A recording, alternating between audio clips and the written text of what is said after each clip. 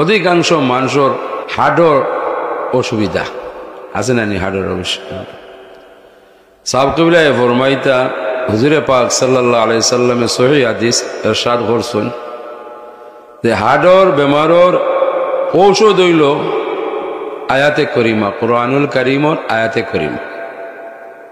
সাবে আমরা শিক্ষা দিতা হাদিস শরীফও আছে যে সূরা ফাতিহার 4 নম্বর আয়াতে করিমা বিসমিল্লাহির রহমানির রহিম হুয়াল্লাযী আনজালাস সাকিনাতা ফি কুলুবিল মুমিনিনা লিয়াজদাদু ঈমানাম মা ঈমানিহিম ওয়ালিল্লাহি জুনুদুস সামাওয়াতি ওয়াল আরদ ওয়া কানাল্লাহু আলীমান হাকীমা।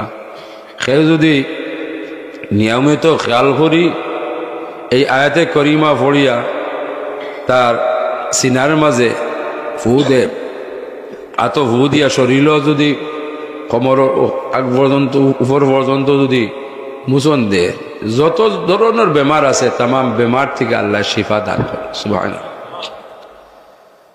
তো ইটা আমলের দ্বারা বলে কি কুরআনুল কারীম আমরা যেন যারা আছি আমরা যেন ফাঁকে ফাঁকে বেশি বেশি করি কুরআনুল কারীম তিলাওয়াত করি।